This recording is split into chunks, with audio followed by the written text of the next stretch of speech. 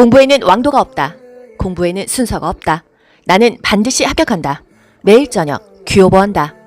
대처 방안. 일단요, 부적절한 성적 행동은 무조건 단호하게 대처해야 돼요. 그런데 여기서 비교할 거는요, 침해 대상자가 바지를 내렸어. 이건 부적절한 성적 행동이에요? 아닙니다. 똑같이 옷을 벗었어도요, 침해 대상자는 인지 능력이 많이 떨어지잖아요. 본인이 지금 대소변이 마려운 건지, 회음부가 아픈 건지, 바지가 불편한 건지 잘 어떻게 표현을 제대로 못하기 때문에 그 대상자의 욕구를 먼저 충족시켜 주거든요. 그런데 성희롱으로 보는 부적절한 행동은요, 자기의 성기를 막 만진다거나 지퍼를 내리고 막 흔든다거나 이런 행동 등이죠. 이런 것들은 단호하게 대처를 해야만 합니다. 단호하게 대처하고 감정적인 대응을 하지 않잖아요. 그리고 시설장에게 보고를 하게 됩니다. 그럼 기관장은요, 시설장은요, 어떻게 대처하죠? 서비스 중단 조치에 대해서 또 설명을 할 수가 있고요. 향후 서비스 받을 수 없어요. 이렇게 대상자에게 알린다. 요렇게 또 지문이 변경돼서 국가고시에 나오고 있습니다. 요양보호사의 직업윤리. 우리가 요양보호사로 일을 하면서 어떤 직업윤리를 가져야 될까요? 일단 복장과 외모, 자기관리를 철저히 해야 됩니다. 여기 별 표시하는 것은요, 국가고시에 계속 나오는 기출 지문이에요. 귀로 편하게 들으면서 그 상황을 머리에 한번 떠올려 보세요. 자신의 건강관리를 철저히 한다. 제공된 서비스의 내용은 정확히 기록한다. 업무 수행에 필요한 지식을 습득한다. 제공해야 될 서비스의 내용을 사전에 확인한다. 모든 서비스는 대상자에게만 제공한다. 가족까지 하지 않는다는 거죠. 서비스는 정해진 원칙과 절차에 따라서 제공하였다. 보수교육을 통해서 전문적인 지식과 기술을 습득한다. 여기서 정말 중요한 지문이 뭐냐면요, 교육을 계속 받는다. 대상자를 위해서 공부를 계속한다. 기술을 습득한다. 업무 수행에 필요한 지식을 습득한다. 요게 그렇게 국가고시에 잘 나옵니다. 방문 일정 변경 시 사전에 대상자에게 양해를 구한다. 대상자의 자기결정을 최대한 존중해서 서비스를 제공한다. 대상자가 집에 없는 경우 다음 방문일을 메모로 남긴다. 방에는 들어가지 않는다. 업무상 알게 된 개인정보는 비밀로 유지하고 내색하지 않는다. 개인정보는 비밀이 보장된다고 말한다. 사고 발생 즉시 보고한다. 추가 서비스를 요청해도 보고한다. 변화된 증상을 관찰해서 기록한다 또는 보고한다. 보호자가 요양보호사가 바뀐 후 아버지의 인지기능이 나빠진 것 같아요. 이렇게 말했을 때 어떻게 해야 되죠? 그 아버지의 상태를 살핀 후 시설장님에게 전달할게요. 보고해 볼게요. 라고 반응을 해야 되는 거예요. 대상자에게 유아어, 명령어, 반말은 하지 않는다. 반드시 대상자의 의견을 물은 후에 서비스의 내용과 방법에 대해서 시행을 한다는 거. 이용할 수 있는 서비스를 안내한다. 복지용구 구매 알선 행위는 삼가하고 정보만 제공하는 거예요. 대상자가 학대받는 것 같아. 의심이 돼 어떻게 하죠? 신고합니다. 의심이 되는 경우에 신고하거나 보고하는 거지, 확실해지면 신고하는 게 아니고 의심만 돼도 신고하는 거예요. 그것에 대한 판단은 수사기관이 하지 우리가 하는 게 아닙니다. 신고 안 했어. 500만 원의 벌금이 있죠. 규정에 따라 업무를 수행하려는 태도. 동료 요양보호사가 개인적인 용무가 있을 때마다 서비스를 대신 좀 해주세요. 요청했을 때 어떡하죠? 이건 직업윤리에 좀 위배되죠. 이렇게 거절해야 되는 것입니다. 제공된 서비스의 내용을 정확히 기록한다. 법적 근거로 활용될 수 있음을 인식한다. 대상자나 가족이 금전이나 선물을 제공해요. 현실에서는 많이 받습니다. 하지만 어떠한 물질적 보상도 받지 않는 것이 우리가 배우고 있는 원칙입니다. 이게 바로 직업윤리예요. 죄송합니다만 감사한 마음만 받을게요. 이렇게 사실 말하면 좋은데 실제로는 많이 받죠? 동료 요양보호사가 우리 서로 우리 시어머니한테 교차 서비스를 해보자 이렇게 얘기를 한다면은요, 그거 장기요양급여 제공 원칙에 어긋나, 이렇게 거절해야 된다는 거예요. 기타 행동규범. 요양보호사는요, 그 대상자 개인의 선호를 인정합니다. 대상자의 인권을 존중해요. 자신의 활동이 모든 요양보호사를 대표한다고 생각해야 돼요. 저는 뉴스에서 요양보호사가 노인 학대했다 이런 기사 있잖아요. 그런 거 보면은요, 막 얼굴이 막 진짜 후끈거려요. 막 뭐랄까요, 우리 요양보호사 얼굴에 다 똥칠하는구나 이런 생각하거든요. 그래서 내 활동이 모든 요양보호사를 대표한다고 생각하고 행동을 해야 됩니다. 또 요양보호사와 대상자가 대등한 관계임을 인식한다. 우리가 처음에 그 방문 요양을 갖다 치면은요, 뭔가 잘 보이려고 굉장히 노력하죠. 근데 막 몇 달 지나니까 대상자가 나 없이 아무것도 못해. 그럼 내가 기세 등등해가지고 막 반말하고 되게 편하게 막 커피 타먹고 이러면 되겠어요? 대등한 관계라는 것을 인식하셔야 돼요. 우리가 갑도 아니고 을도 아닙니다. 대등한 관계라는 거예요.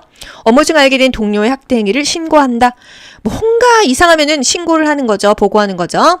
기저귀를 재사용을 요청하고 마스크 재사용을 요청했어요. 일회용 마스크는 사실 재사용하면은 필터 기능도 많이 떨어지죠? 그럼 뭐라고 해야 돼요? 기저귀를 재사용하시면 욕창이 생길 수도 있고 그 미생물이 정말 많이 번식해서 대상자분에게 좋지 않습니다. 건강에 해롭다고 설명해 줘야겠죠. 또 대상자의 배우자가 본인 부담금 좀 할인해 주세요. 요즘에 경기도 어려운데 다른 데는 막 많이 깎아주더만 이러면 뭐라고 해야 돼요? 그거 위법이에요. 그거 불법이에요. 안 됩니다. 이렇게 얘기해야 됩니다. 가족이 본인 부담금 할인을 요구할 때 본인 부담금 할인은 위법이라고 설명한다. 요양보호사의 업무에서 하지 않는 것이 있습니다. 의료행위 절대 하지 않아요. 흡인, 관장, 도뇨, 욕창 치료는 하지 않습니다. 욕창 치료 드레싱하는 거잖아요. 현실에서 하더라도 국가고시에서는 절대로 하면 안 되는 거예요. 사실 이런 드레싱은요. 병원에서도 간호사나 의사의 영역입니다.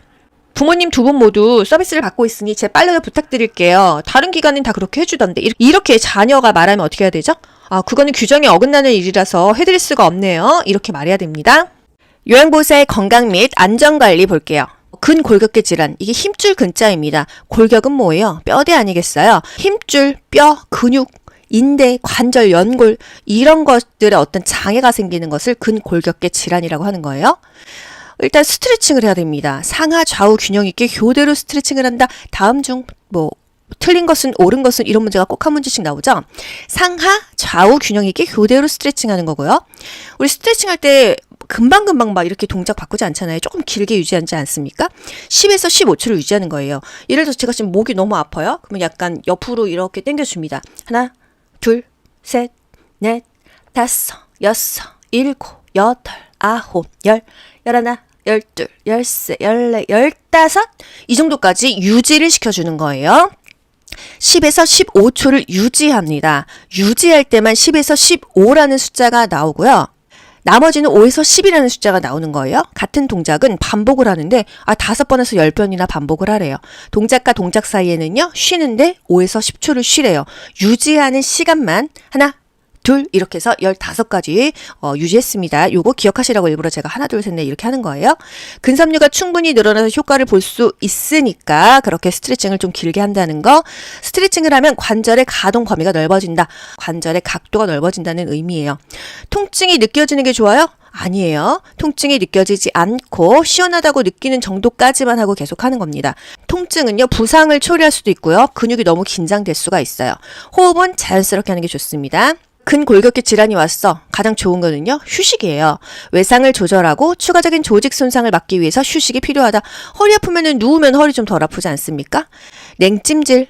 뭔가 삐었어요. 손목이든 발목이든 초기에는요. 냉찜질이에요. 그리고 나서 며칠 지났을 때 보통은 3일 후를 얘기합니다. 온찜질을 하죠. 그래서 우리가 어디가 쑤시고 아파서 병원 가면 물리치료할 때 따뜻한 찜질을 해주는 거예요. 하지만 삐었을 때는요. 언제 삐었어요? 하고 초창기에는 냉찜질을 해줍니다. 압박하면은요 조금 덜 아파요. 부종도 조절할 수 있거든요. 압박 붕대를 이용한다. 요것도 국가고시에 나왔었죠.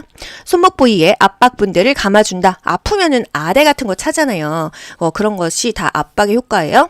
손목 통증, 수근관 증후군 볼게요. 수근관 증후군도 간호조무사 요양보호사 국가고시에 정말 많이 나오는 키워드입니다. 수근관 증후군은 현대사회에서는 나이 상관없이 사실 거의 많이 있더라고요.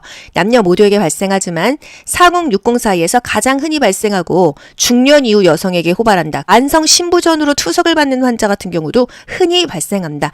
수근관 증후군은요. 이 사진에서도 보이지만은 정중앙을 지나가는 정중신경이 눌리는 거예요. 눌려서 아프다는 거. 수근관 증후군을 국가고시에서 뭐라고 얘기해요? 손목 관절이 좁아지거나 내부 압력이 증가해서 신경이 자극이 되고 손목에 통증이 유발되는 질병이다 하면은요. 손목이 아프다 하면은 수근관 증후군하고 바로 연결하세요. 손목의 관절이 좁아지거나 내부의 압력이 증가해서 신경이 자극돼가지고 아픕니다. 이게 손을 털면 덜 아파요? 더 아파요? 털면은요. 혈액이 순환이 되니까 덜 아프다는 거예요. 손을 털면 저림과 통증이 완화될 수 있다. 자가진단법. 여러분 팔렘 검사가 국가고시에 제법 나옵니다. 양쪽 손등을 맞대 보세요. 그림처럼. 그리고 1분을 있었는데 이게 아프고 저리다 하면은 수근관 증후군을 의심할 수 있습니다. 팔렘 검사가 수근관 증후군인지 아닌지 테스트하는 검사예요. 엄지손가락 이쪽 부위가 아파요. 그래서 젓가락질도 하기가 좀 어려운 편이다. 대처 방안. 일단요, 부적절한 성적 행동은 무조건 단호하게 대처해야 돼요.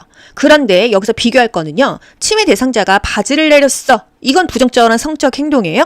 아닙니다. 똑같은 똑같이 옷을 벗었어도요. 치매 대상자는 인지 능력이 많이 떨어지잖아요. 본인이 지금 대소변이 마려운 건지 회음부가 아픈 건지 바지가 뭐 불편한 건지 잘 어떻게 표현을 제대로 못하기 때문에 그 대상자의 욕구를 먼저 충족시켜 주거든요. 그런데 성희롱으로 보는 부적절한 행동은요. 자기의 성기를 막 만진다거나 지퍼를 내리고 막 흔든다거나 이런 행동 등이죠. 이런 것들은 단호하게 대처를 해야만 합니다. 단호하게 대처하고 감정적인 대응을 하지 않잖아요. 그리고 시설장에게 보고를 하게 됩니다. 그럼 기관장은요? 시설장은요? 어떻게 대처하죠?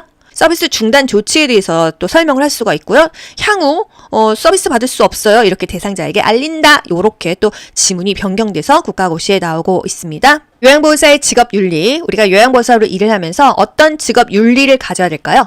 일단 복장과 외모, 자기관리를 철저히 해야 됩니다. 여기 별 표시하는 것은요. 국가고시에 계속 나오는 기출 지문이에요. 귀로 편하게 들으면서 그 상황을 머리에 한번 떠올려 보세요. 자신의 건강관리를 철저히 한다. 제공된 서비스의 내용은 정확히 기록한다. 업무 수행에 필요한 지식을 습득한다. 제공해야 될 서비스의 내용을 사전에 확인한다. 모든 서비스는 대상자에게만 제공한다. 가족까지 하지 않는다는 거죠. 서비스는 정해진 원칙과 절차에 따라서 제공하였다. 보수교육을 통해서 전문적인 지식과 기술을 습득한다. 여기서 정말 중요한 지문이 뭐냐면요. 교육을 계속 받는다. 대상자를 위해서 공부를 계속한다. 기술을 습득한다. 업무 수행에 필요한 지식을 습득한다. 요게 그렇게 국가고시에 잘 나옵니다. 방문 일정 변경 시 사전에 대상자에게 양해를 구한다. 대상자의 자기결정을 최대한 존중해서 서비스를 제공한다. 대상자가 집에 없는 경우 다음 방문일을 메모로 남긴다. 방에는 들어가지 않는다. 업무상 알게 된 개인정보는 비밀로 유지하고 내색하지 않는다. 개인정보는 비밀이 보장된다고 말한다. 사고 발생 즉시 보고한다. 추가 서비스를 요청해도 보고한다.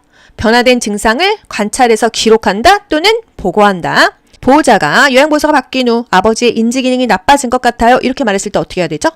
그 아버지의 상태를 살핀 후 시설장님에게 전달할게요. 보고해 볼게요. 라고 반응을 해야 되는 거예요. 대상자에게 유아어, 명령어, 반말은 하지 않는다. 반드시 대상자의 의견을 물은 후에 서비스의 내용과 방법에 대해서 시행을 한다는 거.